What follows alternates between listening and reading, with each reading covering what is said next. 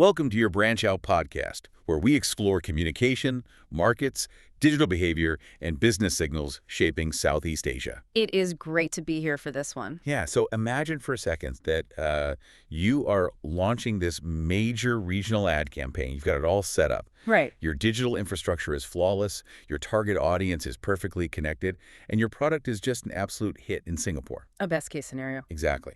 But then, the moment you roll that exact same campaign across the border into Malaysia, your sales completely flatline. Just zero momentum. Right, zero. And you look at the data, you look at the connectivity speeds, and nothing makes sense. Why did it fail? So today, we are unpacking two neighboring markets that perfectly illustrate this really frustrating reality, Singapore and Malaysia. And honestly, it is one of the most expensive lessons a business can learn in this region. Oh, absolutely. Our mission for you today, whether you are a startup founder looking at regional expansion, an SME owner, or, a corporate communication lead, is to decode why these two markets operate with fundamentally different rules for trust. Even though they're right next to each other. Exactly, despite being geographically and economically linked. So we are pulling insights from the Data Reportal 2025 statistics and regional consulting data to kind of look past those surface level metrics. Yeah.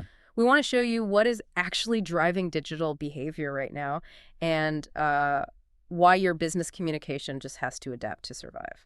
I want to start by looking at the raw 2025 data because I feel like this is where the trap is set. It really is. On paper, right? Yeah. If you are sitting in a boardroom in New York or London and you're just looking at a market dashboard, these two countries look like identical twins in terms of digital maturity. Sure. In Singapore, you have this massive 179% mobile connection rate, and internet penetration is, well, it's practically universal at 95.8%. Then you glance over at Malaysia, and they are right there too. I mean, 121% mobile connection rate and 97.7% internet penetration. Both have median mobile internet speeds well over 100 megabits per second. Right. And when you look at those numbers on a screen, the logical leap is to assume that an audience with the same level of digital access using the exact same devices is going to behave in the exact same way. It makes sense intuitively. It does. You see high penetration, high speed, and you assume high uniformity. But that is just a massive misread of the signal. Okay, let's unpack this. Because treating these markets the same just because their internet speeds match. I mean, it's like assuming a race car and a tractor will drive the exact same way just because you put the same brand of high-octane fuel in both of them. That is a great way to put it. It is a connectivity illusion. The infrastructure delivering the message is identical, but the human engine processing that message is built for completely different terrains. What's fascinating here is that this immense connectivity actually masks a severe divergence in how end users evaluate credibility. Right. The implication for anyone trying to build a brand or sell a product here is that a regional digital strategy cannot just be copy-pasted based on infrastructure. Because the speed of the internet doesn't dictate the speed of trust. Exactly. You can deliver a high-definition video ad to a smartphone in Kuala Lumpur just as fast as you can to one in Singapore, but the psychological hurdles that ad has to clear before the viewer actually believes your message are, well, they're entirely different. Which perfectly explains the scenario we opened with. The infrastructure handles the delivery, but the culture handles the conversion. Yes. So if the technical setup is practically identical, let's get into the psychology. Like, why does a highly successful, high-converting digital campaign in Singapore so often fall flat in Malaysia? It really comes down to how each culture defines professional credibility, which brings us to a core dynamic from our sources. Singapore operates fundamentally as a precision market, whereas Malaysia operates as a balanced market. A balanced market. Right. Yeah. To understand why, we have to look at the underlying environment shaping these audiences every single day. If you look at the ASEAN Digital Master Plan data, Singapore ranks 6th globally in e-government service quality. Wow, 6th in the world. Yeah, with an incredible 98% index score. I was actually looking at that e-government index, and it took a minute for the real-world implication to click for me. Right. A 98% score means almost entirely frictionless interaction with institutions, We are talking about citizens who can, renew a passport, pay their corporate taxes, or register a new business on an app in 3 taps without ever speaking to a human being. And think about the psychological conditioning that creates over time. Yeah. When institutional interactions are that seamless, citizens begin to view friction as a sign of incompetence. Oh, that makes so much sense. Right. That institutional efficiency bleeds directly into their commercial expectations. Singaporean audiences are conditioned to expect extreme efficiency in all digital interactions. So they just want you to get to the point.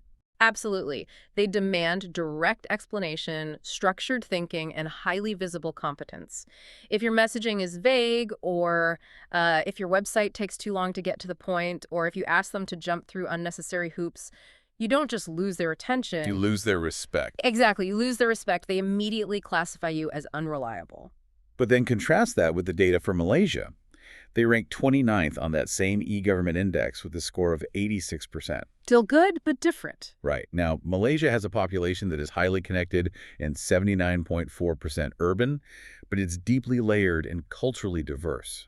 So the mechanism for trust has to be different. It is completely different. Historically, navigating bureaucracy or business in Malaysia has required a bit more face-to-face interaction, relationship building, and context gathering. More human friction, basically. Yes, citizens learn to value human accessibility over pure, sterile speed. So in Malaysia, establishing trust requires a balance. You need professionalism, absolutely, but it has to be paired with warmth, accessibility, and a degree of flexibility. Let me push back on that a little bit, though. Sure. Because if I am a founder listening to this, and I'm being told to strip all the humanity and warmth out of my Singapore messaging to be precise, I mean, that feels like a trap. Am I supposed to just sound like a robot? That is a very natural fear. Right. Like, if I send an email to a Singaporean B2B buyer with an exclamation point and a friendly sign-off, are they going to assume I'm unqualified to handle their account?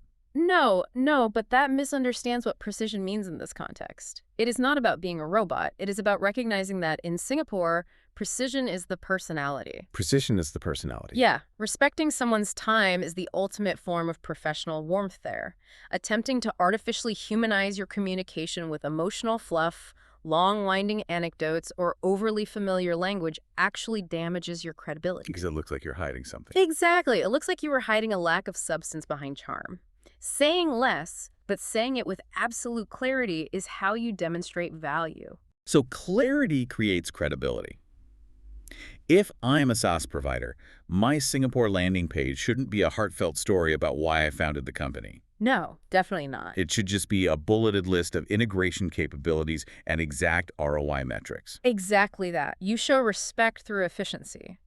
But if you take that highly structured, stripped-down, ultra-efficient messaging that won you the market in Singapore and deploy it in Malaysia, it backfires. Because it feels totally off-key. Right. In Malaysia, that exact same landing page feels cold, rigid, and almost arrogant. It feels like you don't care about the relationship. Wow. In Malaysia, you need to signal that you understand the nuances of the market. What works in a highly informal market might be too casual, and what works in Singapore is too sterile. Malaysia sits right in the middle. You need that warmth and alignment. Here's where it gets really interesting. Okay. Because that need for warmth and alignment in Malaysia leads directly into a massive blind spot for regional operators, the strategic use of language. Well, this is huge. And we are not just talking about translating your brochure so people can read it. We were talking about language as a fundamental trust signal. This is perhaps the most common area where foreign businesses and even well-funded regional SMEs stumble. Let's look at the baseline. Okay. In Singapore, English dominates across the business and digital ecosystems. It is the absolute default setting for professional communication, networking, and commerce. There is no friction there. Right. But in Malaysia, language does a lot more heavy lifting. It isn't just a tool for comprehension, it is a positioning strategy. Let's ground this for the listener with a real-world scenario. Let's say I run a regional logistics tech company, and I run a slick, beautifully produced ad campaign entirely in English, targeting business owners in Malaysia. Okay. The business class there speaks excellent English, so I'm perfectly understood. You are perfectly understood. Comprehension is not the issue. But you are sending a very specific and perhaps unintended signal. In Malaysia, English inherently signals a corporate premium or foreign regional presence.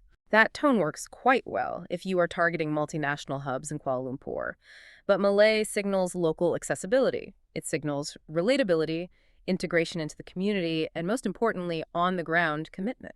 So if I run that English-only campaign targeting mid-sized manufacturers in Penang or Johor, the buyer might read it, understand the software perfectly, but subconsciously think, this is a foreign corporate entity. Right. If something breaks on a Tuesday night, I'm going to be stuck talking to a chatbot or a call center in another time zone. That is the exact internal monologue you are fighting against. The buyer isn't rejecting your software's features, they are rejecting the perceived lack of local support. This is why language is positioning. A campaign in Malay tells that same buyer, we are here, we understand the ground reality, we are a part of your business ecosystem. If you ignore this dynamic, you are going to severely misread your own market performance data.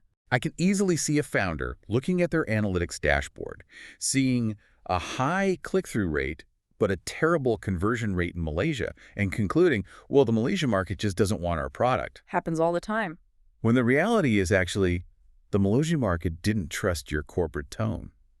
And that is a tragic waste of ad spend and potential market share.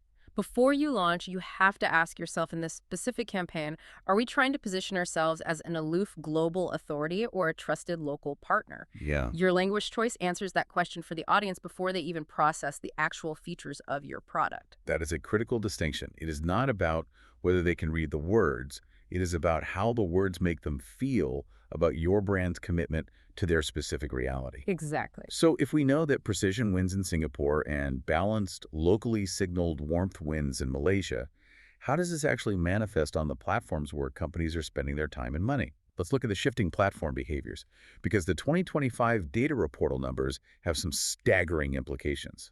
They really do, and it requires a complete rethink of digital strategy.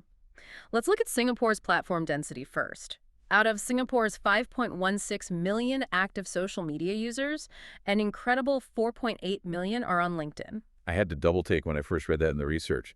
4.8 million out of 5.16 million total social media users. It's wide. That means LinkedIn reaches roughly 95.8% of the adult population in Singapore.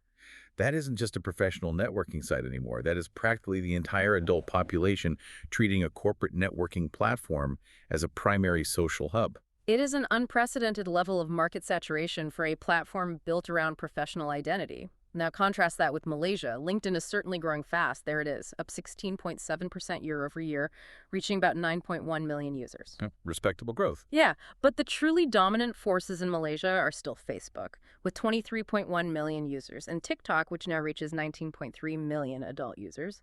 Just to put that TikTok number into perspective, TikTok ads now reach almost 73% of all adults in Malaysia. Yeah. So a listener might hear this and think, okay, great, I'll run LinkedIn ads in Singapore and TikTok ads in Malaysia. Sure. But it is not just about where the audience is sitting. It is about how their buying behavior operates on those platforms. If we connect this to the bigger picture, the platforms themselves are just tools. But the roles they play in the trust-building process are fundamentally different. Right. In Singapore, buying behavior is incredibly direct and transactional. You search for a solution, you compare the data, you make a decision. Friction kills the conversion. It is very much like a self-checkout lane at a high-end grocery store. You want the process to be fast, clear, and you absolutely do not want to be forced to talk to anyone if you don't need to. Just scan the barcode and let me pay. That self-checkout analogy captures the Singaporean mindset perfectly. It rewards speed and competence. LinkedIn thrives there because it is an engine for high-relevance, structured business insights. All very clean. Exactly. It is where credibility is forged through data and professional track records. But in Malaysia, the buying behavior is what analysts call layered. Layered buying behavior, meaning it is not a straight line from seeing an ad to pulling out a credit card. Yeah. It is more like buying from a trusted neighborhood vendor. Yes. You don't just grab the fruit and run. Right. You chat, you ask if the shipment just came in, you look around to see if other neighbors are buying from them. You need community reassurance. Precisely. Because of that layered psychology, you cannot rely on just one digital touch point in Malaysia. A user might see your product on TikTok, which is driving massive top-of-funnel discovery right now. Oh, yeah, huge. But they won't buy it immediately. They will cross-check it. They will go over to a Facebook group to ask their community, has anyone actually used this vendor? Are they legitimate? Facebook provides a critical social proof layer. And then, even after the discovery and the social proof, there is the final hurdle, the direct conversation. The data shows that WhatsApp is absolutely essential in Malaysia for that final decision and reassurance phase. WhatsApp is where the actual business gets done in Malaysia. It is where deals are closed, where customer anxieties are managed, and where the final layer of trust is built. Right. If a Malaysian buyer is about to commit to a significant purchase or a B2B contract, they often want to message a real person on WhatsApp to ask a highly specific question. They are testing your responsiveness and your warmth. Which ties right back into our earlier point about accessibility. You cannot be aloof in a WhatsApp chat. Yeah. If you send a highly formalized, sterile, automated response on WhatsApp, you break the trust you just spent weeks building on TikTok and Facebook. This creates a fascinating tension for regional operators, especially when you look at the broader regional goals. How so? Well, the ASEAN Digital Master Plan heavily emphasizes promoting secure, cross-border e-commerce and digital trade integration. The goal is to make the region act like a single digital economy. Right, lower the barriers. And technically, as the region integrates, the friction of cross-border transactions goes down. Payment gateways work across borders, logistics are smoother. But the psychological friction remains. The infrastructure allows you to instantly reach both markets, but the audience's psychology still dictates whether they actually click buy. Exactly. You cannot just run a blanket regional digital campaign and expect it to convert identically. If you run a direct, highly transactional, data-heavy ad on Facebook in Malaysia, it is going to fail because it skips the community reassurance layer. The audience will feel rushed and suspicious. And conversely, if you try to build a long, layered, community-heavy relationship-building funnel on LinkedIn in Singapore, you're just going to profoundly annoy your audience. Oh, completely. They don't want to they want the white paper, the pricing tier, and the checkout button. You have to map your communication strategy to the local buying behavior, not just the regional infrastructure. The platforms give you access, but your understanding of the local trust signals determines your success. So what does this all mean? Let's bring this down to the ground for the operator or the founder listening to this right now who is looking at their regional strategy. The major pitfalls we've identified are pretty clear. First, you have the mistake of copying Singapore into Malaysia. You take that highly structured, minimal, high-precision message, you paste it across the border, and in Malaysia, it just feels cold, incomplete, and untrustworthy. And the second major pitfall is the exact reverse over-localizing in Singapore. If you try too hard to humanize your corporate communication there with excessive warmth or informal storytelling, you dilute your credibility. Right. You lose the precision that the Singaporean market demands as a proof of competence. And the third pitfall is ignoring the strategic weight of language in Malaysia. Falling into the trap of thinking that because English is widely understood, it is the optimal choice for every campaign. That's a big one. That mindset completely misses the fact that Malay is what actually builds the localized trust, accessibility, and relatability needed to penetrate beyond the corporate bubbles of KL. If you are building a presence across both markets, you have to sit down and intentionally decide where you are going to standardize your operations and where you are going to adapt your communication. Yeah. Your back-end software, your logistics network, your core product quality, those can absolutely be standardized across Southeast Asia. But your messaging, your tone, your language, and your platform strategy must adapt to the local rules of trust. Because when you enter Singapore, the market will look at your brand and essentially ask, is this clear enough and efficient enough for me to trust? Right.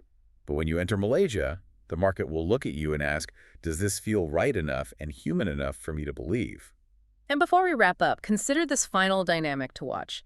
As AI translation becomes completely seamless and indistinguishable from native speakers, language might eventually stop being a barrier entirely. Oh, that's an interesting point. When every brand, foreign or domestic, can generate perfect local Malay or flawlessly precise Singlish at the click of a button, simply speaking, the language won't be enough to prove you belong. Because everyone can do it. Exactly. When the language barrier falls, the depth of your cultural understanding, knowing exactly how a market builds trust, becomes your only remaining competitive advantage. That closes our discussion for today. Thank you for listening to Branch Out by Y Consulting, where we examine the signals shaping business across Southeast Asia. Keep watching the signals. We'll speak with you again in the next episode.